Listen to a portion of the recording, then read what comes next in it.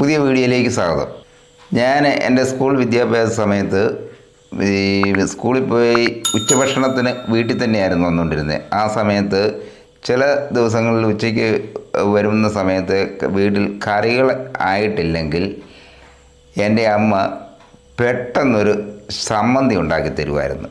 അത് നല്ല രുചിയുള്ള ഒരു സമ്മന്തിയായിരുന്നു.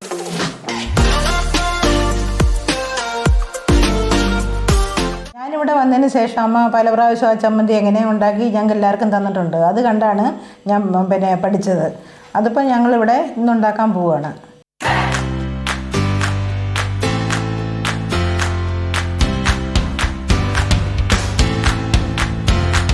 ചമ്മന്തിക്ക് വേണ്ടുന്ന ചേരുവകൾ എന്തൊക്കെയാണെന്ന് ഞാൻ പറയാം. മുളക്, വാളംപുളി, ഇഞ്ചി, ചെറിയ ഉള്ളി, കരിയാപ്പില, തേങ്ങ, ഉപ്പ്. അപ്പോൾ എന്നിട്ട് നമ്മൾ ആദ്യമേ ഇനി ചെറിയ ഉള്ളി അരിയണം. ചെറിയ ഉള്ളി അരിഞ്ഞിട്ട് ഇഞ്ചിയും കൂടെ ചെറുതായിട്ട് കൊത്തി അരിയും. ചെറിയ ഉള്ളി അരിയട്ടെ.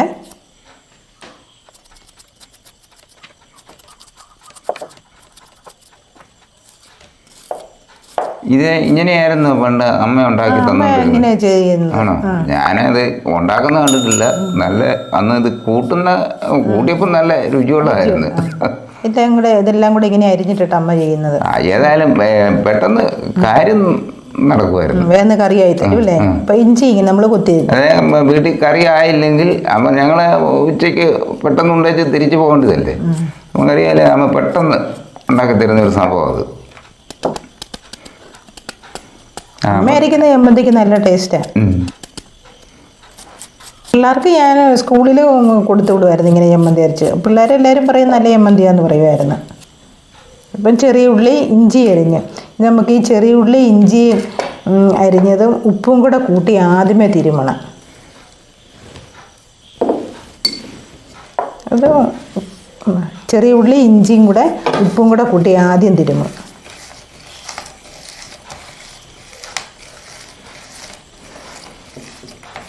അപ്പോൾ അത് വെള്ളമയം ഒന്നും പറ്റുന്നില്ല. വെള്ളമൊന്നും വേണ്ട. ഇപ്പോൾ ഉള്ളിയുടെ വെള്ളം ഉണ്ടല്ലോ, ഇഞ്ചി ഉപ്പും കൂടെ ആകുമ്പോഴത്തേക്കിന് നല്ലതായിട്ട് ഇതായിക്കോളൂ. ഉണ്ട് ഈ കൂട്ടത്തിൽ കരിയാപ്പില ഊരിയിടും.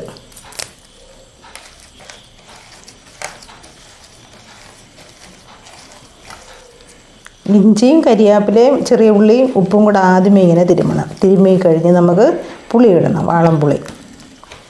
ഇപ്പം കരിയാപ്പിലെല്ലാം കൂടെ തിരിയുമ്പോൾ ഒരു നല്ല മണം വരുന്നുണ്ട് കേട്ടോ.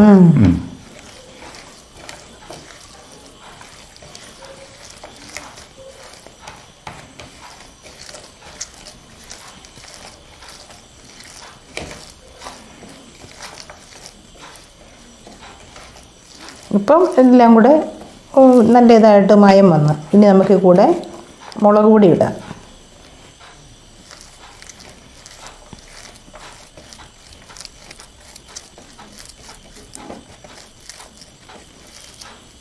മുളക് പൊടി ഇങ്ങനെ ആദ്യമേ ഇട്ട് തിരുമ്മി കഴിയുമ്പോഴത്തേക്കിന് എരിവ് പോലെ പോരം നമുക്ക് തോന്നുവാണെങ്കിൽ തേങ്ങയും കൂടെ കൂട്ടി ഞെരടി കഴിയുമ്പോൾ ശകലം മുളക് പൊടിയും കൂടി ഇടാം. ഇപ്പം കുറച്ച് തേങ്ങ ഞാൻ എടുത്തുള്ളൂ. അപ്പോൾ ഇത് ഇത്രയും മുളക് മതി. തേങ്ങയും കൂട്ടി നമുക്ക് മൊത്തം തിരുമാം.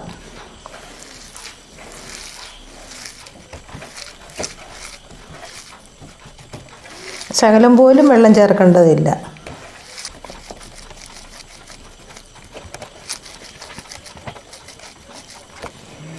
ഇത് ഉണ്ടാക്കിയെടുക്കാൻ 5 മിനിറ്റ് പോലും വേണ്ടി വരികയല്ലേ?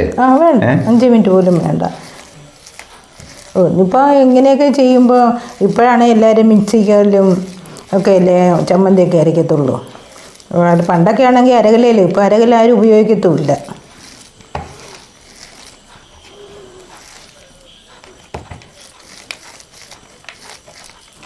ലേശം ഉപ്പും കൂടി ഇട്ട് കൊടുക്കാം.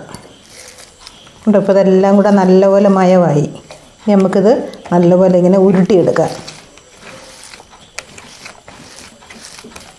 നമുക്ക് പൊതിച്ചോറിന് ഏറ്റവും നല്ലത് ഇങ്ങനെ ചമ്മന്തി ഉരുട്ടി കൊണ്ടുപോകുന്നതാണ്. അതിനാണ് കൈച്ചമ്മന്തി എന്ന് പറയുന്നത്. പക്ഷേ ഇത് ഇങ്ങനെ ഉരുട്ടി നമ്മളെടുക്കുന്നത് ഇപ്പോൾ നമ്മളെടുക്കുന്നത് നാളെ വൈകുന്നേരം ഇരുന്നാലും ഇതായി പോകത്തില്ല, അഴുക്കാകത്തില്ല. വെള്ളം തൊട്ടരയ്ക്കുന്ന ചമ്മന്തിയാണെങ്കിൽ കേടാകും. ഇങ്ങനെ തിരുമ്മി നല്ലതായിട്ട് എടുത്താൽ കേടാകത്തേ ഇല്ല. നമ്മുടെ ചമ്മന്തി ഇവിടെ റെഡിയായി.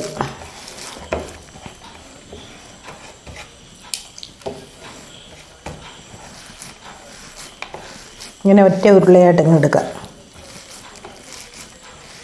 ഞാൻ ഷാറും ടേസ്റ്റ് ചെയ്ത് നോക്കാം. ടേസ്റ്റ് ചെയ്ത് നോക്കിക്കോ, തരാം. എങ്ങനെയുണ്ടെന്ന് നോക്കിക്കോ ടേസ്റ്റ് ചെയ്ത്.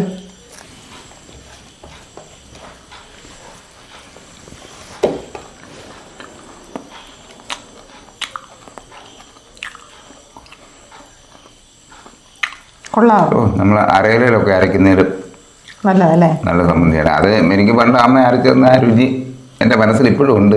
അന്ന് ഞാൻ കൊച്ചായിരുന്നു. നമ്മളൊരു നീണ്ട യാത്രയ്ക്കൊക്കെ പോവുകയാണെങ്കിൽ, ചിലപ്പോൾ ഉച്ചഭക്ഷണമൊക്കെ വേണ്ടി വരുന്ന സമയമാണെങ്കിൽ, വീട്ടിൽ നിന്ന് പൊതിയൊക്കെ കെട്ടി പോകുമ്പോൾ ഇത്രയും ചമ്മന്തി കൊണ്ടുപോവുകയാണെങ്കിൽ ഒരു കുഴപ്പവുമില്ല. നല്ല ടേസ്റ്റോട് നല്ല ടേസ്റ്റോട് കൂടി കഴിക്കാം. വീഡിയോ എല്ലാവർക്കും ഇഷ്ടപ്പെട്ടത് പ്രതീക്ഷിക്കുന്നു. ഇഷ്ടപ്പെട്ടെങ്കിൽ എല്ലാവരും സപ്പോർട്ട് ചെയ്യുക. ആദ്യമായിട്ടാണ് ചാനൽ കാണുന്നതെങ്കിൽ സബ്സ്ക്രൈബ് ചെയ്യുക, സപ്പോർട്ട് ചെയ്യുക. വീഡിയോ കണ്ട എല്ലാവർക്കും നന്ദി.